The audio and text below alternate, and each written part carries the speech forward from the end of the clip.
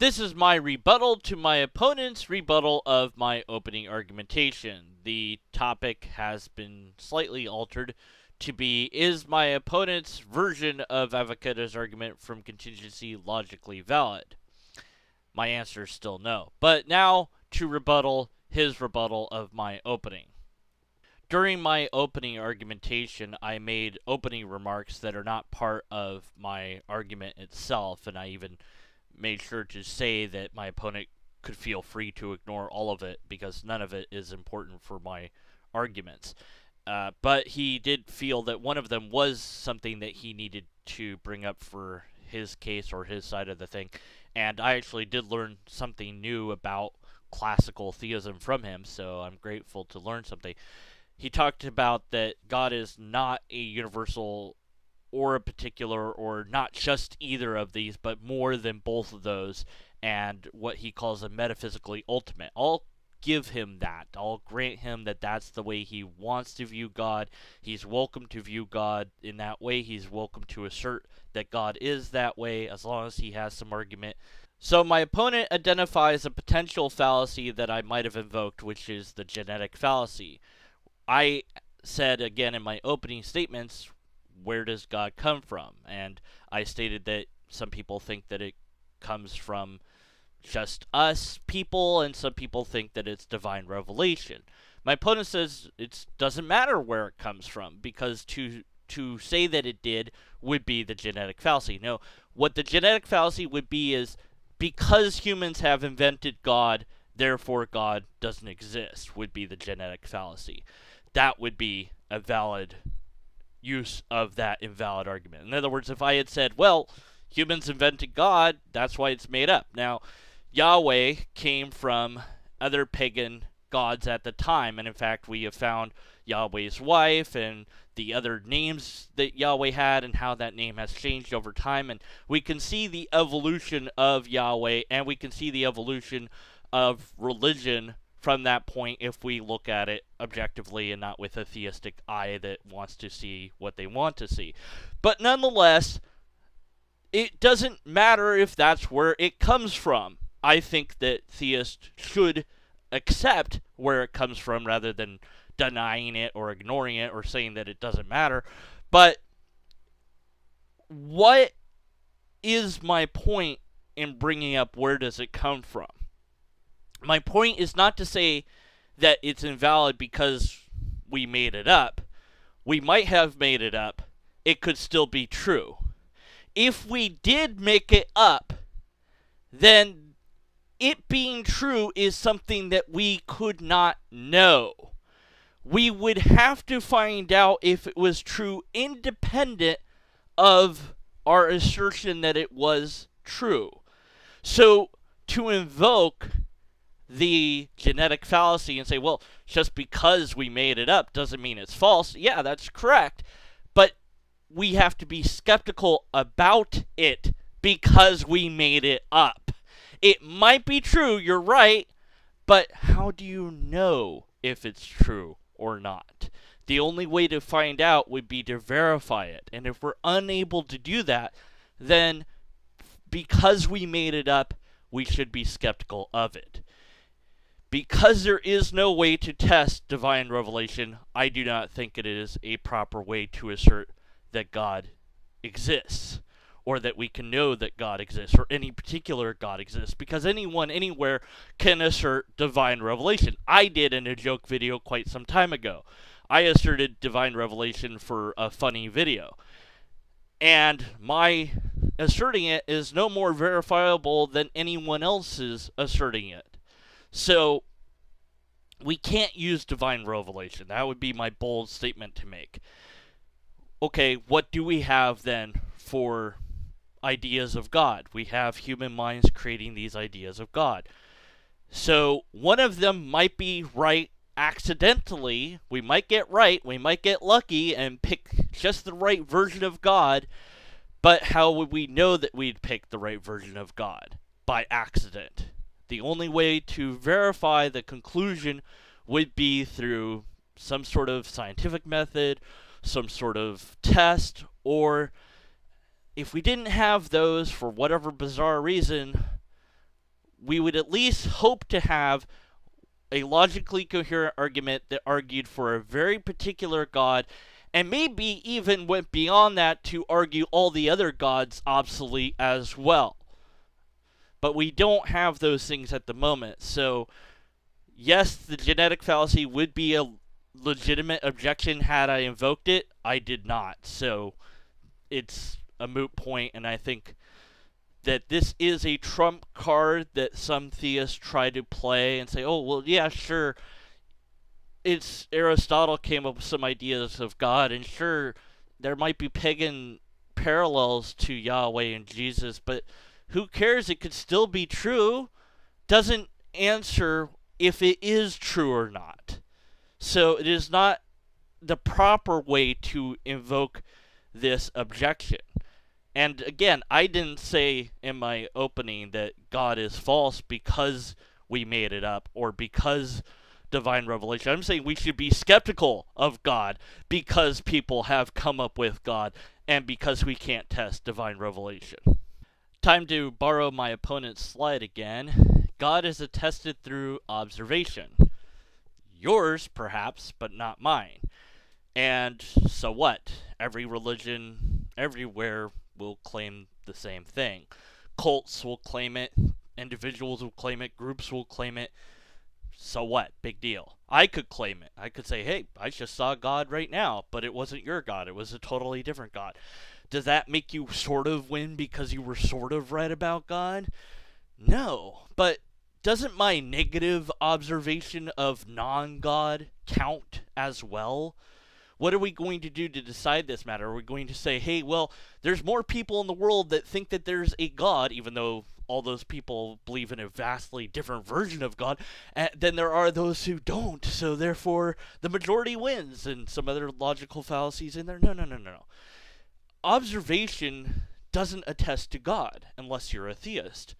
Then you might see God everywhere due to pattern seeking and other reasons that you might see God. But if I don't, we have a contradiction.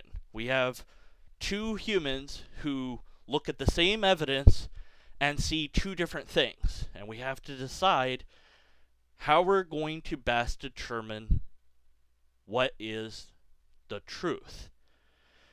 Are we going to go with just our pure observation? You and I arguing back and forth over what we see in front of us, or are we going to figure out more about it through some sort of testing, through science, through something else beyond just ourselves? I would submit that we have to bring it through that rigorous process that we call science. We can't just go, well, look at all this. It looks really cool. So God, look at that beautiful waterfall. God, okay, well, look at that ugly maggot under the rock. Not God. I mean, it doesn't work. It's not good enough.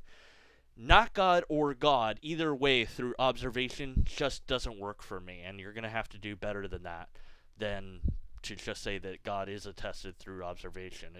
It's not a good enough argumentation. And my opponent also says that God is empirically attested with evidence. And the evidence that he brings forward is divine revelation and personal experience, both of which are completely and utterly invalid in logic. Period. Divine revelation is completely and utterly untestable in every way, shape, and form, and it is nothing more than special pleading. To invoke it is to invoke special pleading. I can claim divine revelation. You can claim divine revelation.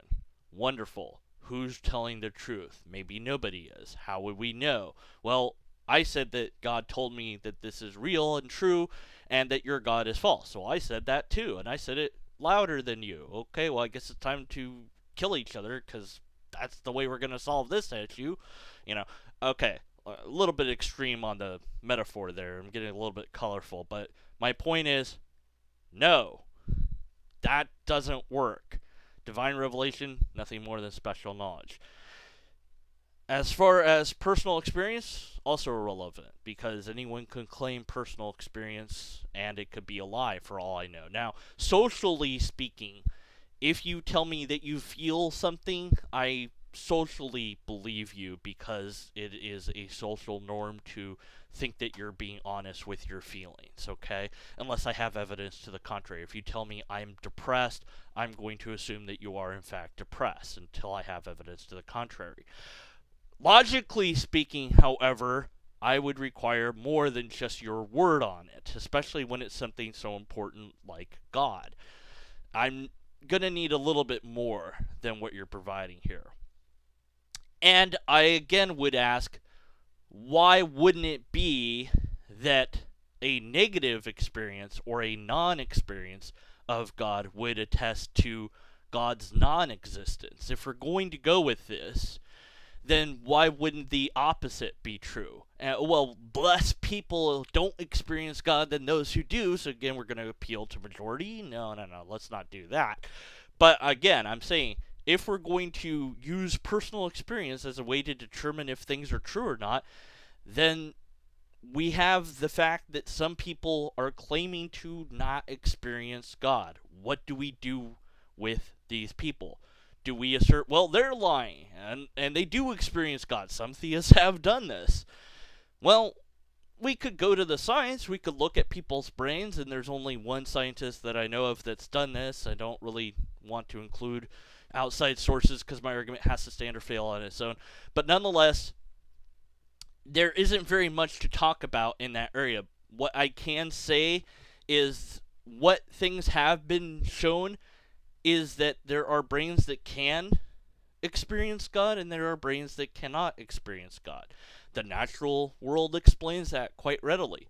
The supernatural world or the theistic world, maybe not so much. You basically would have to believe that God has created people that can't experience God, which might be fine in your particular theology, but and if that's the case, okay, then you're fine with it.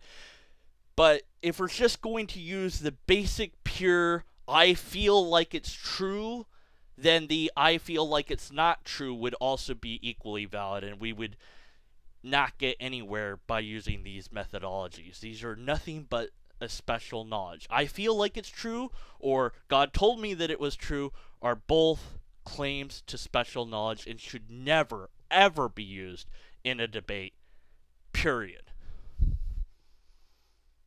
And we move on to probably what is the core of this debate, which is whether or not logic can argue things into existence. And my opponent asserts that logic can do that. I assert it cannot.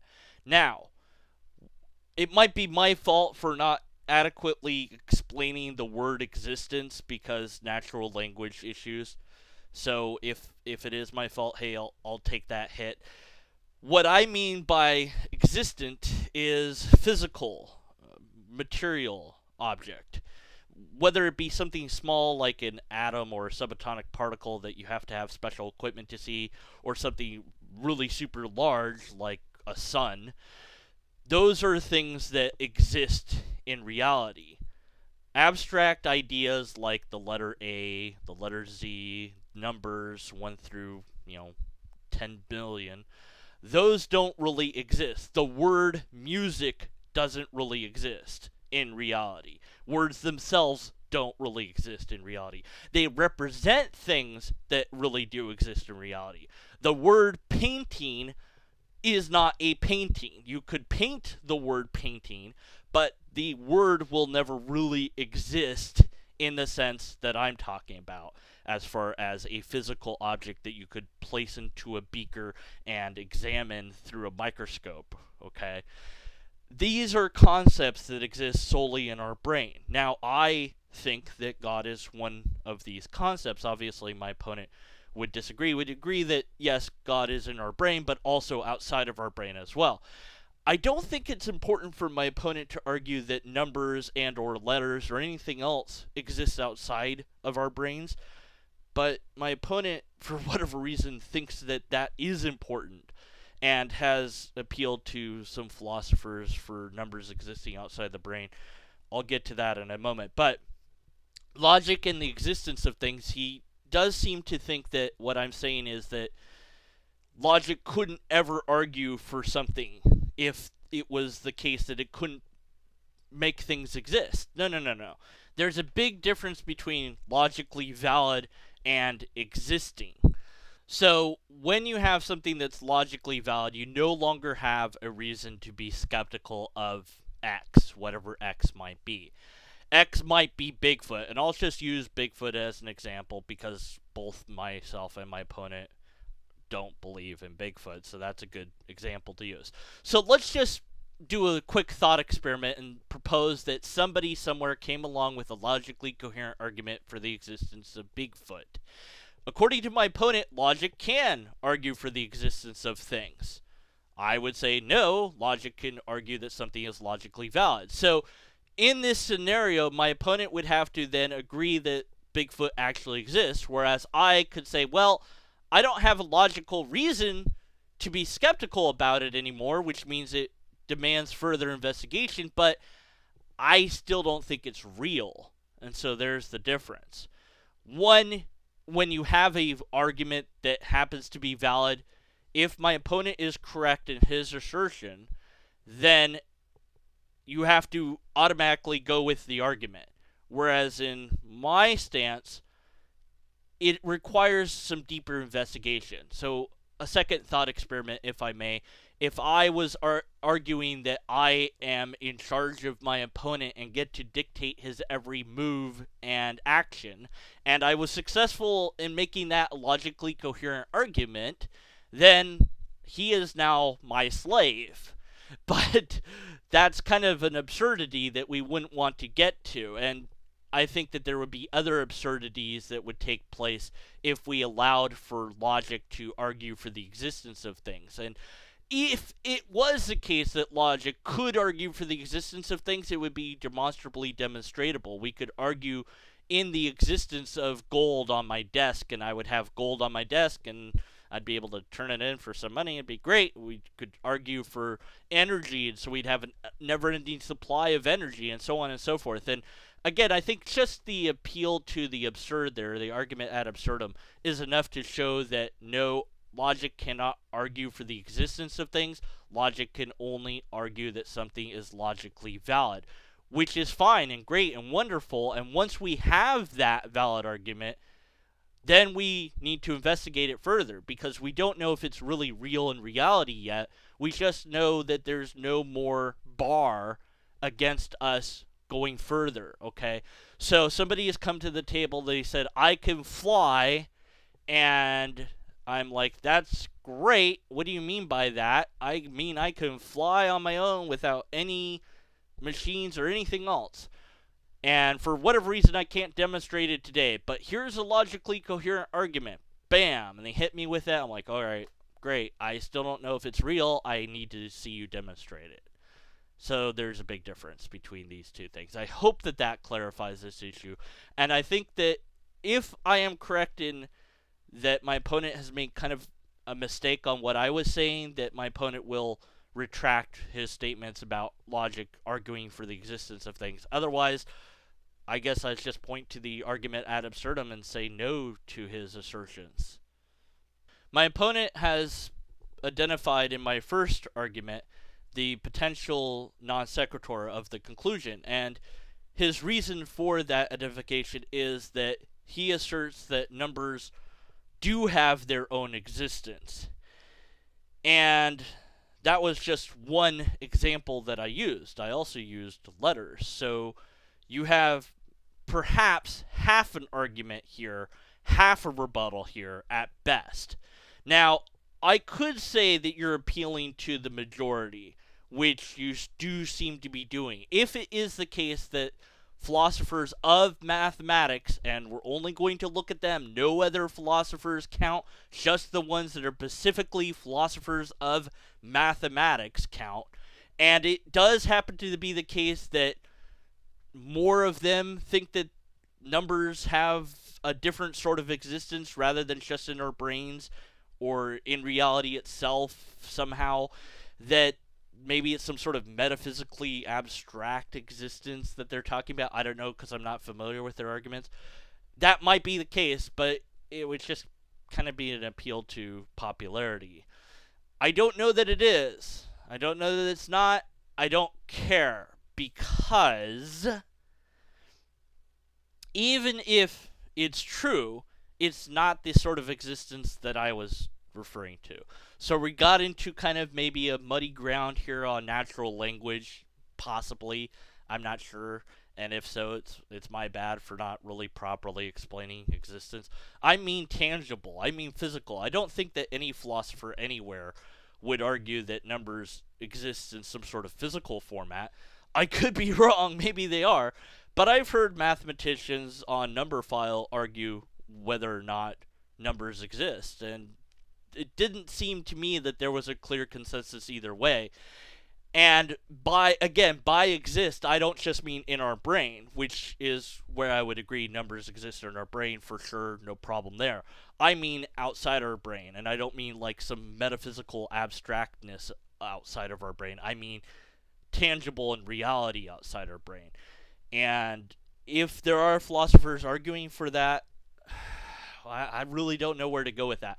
But as I said, it was one example. I also use letters as an example. So you would then have to appeal to philosophers of letters, if there is such a thing, and show another majority agreement there that letters also exists in some abstract way outside of our brains as well. And you would also have to continue, because I can have more examples. I only had two, but I could have more examples. Words don't really exist. They are concepts in our brains. The word triangle is a concept. It doesn't really exist. Yes, you can find a triangle, but that's a particular triangle. I'm talking about the universal triangle. And the universal form of triangle doesn't exist in the real world. You can't find it because when you find a triangle, you found a particular triangle.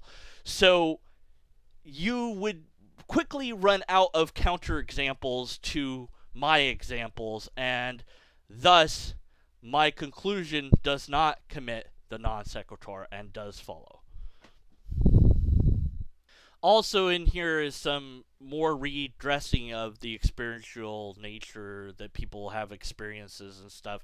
It's all irrelevant, don't care, doesn't fit in logic, I'm kicking that out, doesn't matter, moving on.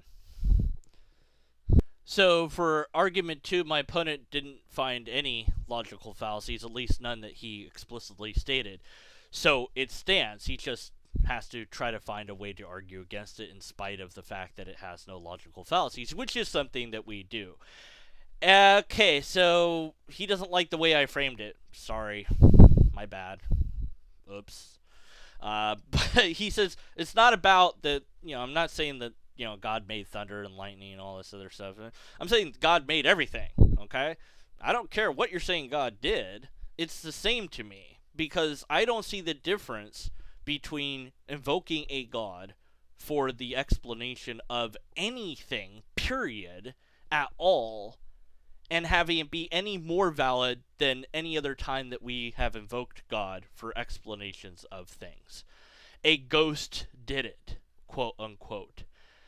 How do you know? Well, how else do you explain it? And again, but it's just it's the natural universe itself, right? And every other time we've tried to explain a natural phenomenon with something else that's not nature, when we did the science, it turned out that we were wrong. That it wasn't a god, it wasn't a ghost, it wasn't anything like that. It was completely and totally understandable through natural phenomenon. Why would the universe be any different from that pattern? My opponent also does bring up that this is a probabilistic argument. Yes, it is. So he says, well, but then, the conclusion could be false. Yes, it can be. It is your burden to show that it is false. Not to just say, aha, it's a probabilistic argument, not a deductive one. That means I could win. Yeah, that's nice. You can win. Please win. Go ahead and demonstrate how it's false. And I'll concede that particular argumentation. It's said in a probabilistic format because I'm willing to be wrong. You need to show me that I'm wrong. My third argument focused on whether or not there's a justification of G. And my opponent has rebuttal this by saying, well, remember I already rebutted the other argument. Numbers might exist, therefore God might exist. But I think that puts my opponent in a risky position, because if it turns out that numbers exist solely in our brains, which we can be sure about, we know that they exist in our brain. That we know for sure. We also know for sure that God exists in some of our brains. Well, we have the concepts of different various gods in our brains. Some people have more gods in their brains than others, and some people have learned about other gods than others, and so on and so forth. But that definitely we can say for sure, yes, it exists in our brains. At least some of us. Obviously, there are people that have never heard of a god or the number 1 in English, so that concept doesn't exist in their brain. But by and large, a lot of people have these concepts in their brains. We know that for sure. Does it exist out there? If it turns out that numbers don't, then God goes with it, if you're tying the two together. If it turns out that letters don't, then God goes with it, if you're tying the two together. I don't know if my opponent is doing that, but it seems to me that he's suggesting that maybe they do. Maybe this is worthwhile. It's only worthwhile investigating if you have a logically coherent argument. That would be my statement. That would be my stance. If you don't, then it's not worthwhile. So if you want to argue that God exists because numbers exist, you're going to have to do more than just appeal to the philosophers of mathematics. You're going to have to give that argument and tie it in somehow to God. You're going to have to make the two something intertwined or inseparable from each other. And you're also going to have to include letters and words and music and any other concept that I can possibly think that is an object in my brain to throw out there. And I think that you will run out of counterexamples. You might not, but I think that you would run out of counterexamples to it. I think that you would eventually run dry in that, and I think that you would have to conclude that those things are abstract objects in our brain, and God somehow is not. But maybe you can pull a lot of philosophers out of your pockets, philosophers of letters and numbers and music and any other concept that I can just, think of off the cuff, and continue to appeal to their authority and the majority, and continue to do that as I continue to object with idea after idea after idea. My opponent has only shown one possible logical fallacy that I think I knocked down once I've explained what I meant by the particular words that I was using. I would submit that my opponent should retract his statement of non sequitur as an objection to my first argumentation. If he's unwilling to do that, then I would submit that he has to produce an argument to adequately explain using my terminology of what I mean by existence, how my conclusion doesn't follow in my first argumentation. If he cannot or will not do that, then we have no reasons to be skeptical of my first argument. For my other two arguments, he didn't offer any logical fallacies for them. So there's currently no logical reason to be skeptical of those conclusions. Certainly he has rebuttals and things that he doesn't like with them, but that's not enough in an argumentation. He has to show how those arguments are invalid. If he's unable to do that, then there is no reason to be skeptical of my conclusions, and those two arguments pass. Unless and until he's able to correct his own logical fallacies, we have to continue to be skeptical of his side. For my side, since I have none, we have no reasons to be skeptical of mine, and thus we must see mine as being logically valid.